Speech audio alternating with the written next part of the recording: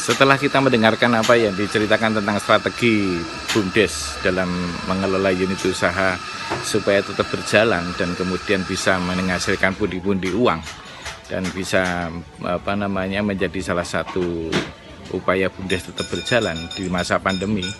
Nah, ini sekarang kita mau mendengarkan lagi bagaimana proses atau manajemen produksi sampai dengan pemasaran.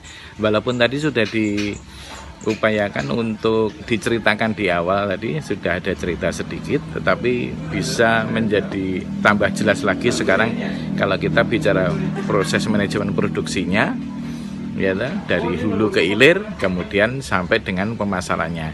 Mungkin kita dengarkan Ibu Direktris kita dari Sinar Agung. Terkait produksinya, jadi untuk awal dari kita mulai membuka kafe itu kita benar-benar dari pelaksana BUMDes yang baru dilantik itu tanpa modal kemampuan, belum diberi penyertaan modal. Nah, sampai akhirnya kita merubah konsep dari food court menjadi cafe. Ini kita benar-benar harus menggodok menu apa yang kita bisa buat, karena kita tidak punya tenaga ahli chef, kita belum mampu menggaji karyawan yang memang secara profesional kita bekerja.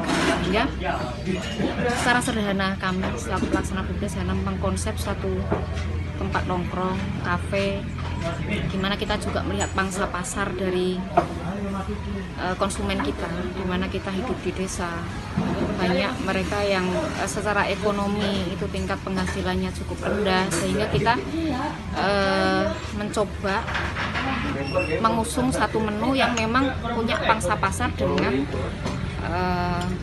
tingkat ekonomi masyarakat yang menengah ke bawah, sehingga konsep yang kita buat pada waktu itu hanya berdasarkan apa yang kita mampu, apa yang kita bisa. Karena saya terbiasa, saya senang masak, kebetulan saya pribadi senang masak, sehingga apa yang biasa ketika saya punya tamu, saya bikinkan makanan apa, cemilan apa, nah itu yang kita konsep, sehingga menu makanan yang kita buat adalah yang kita mampu buat.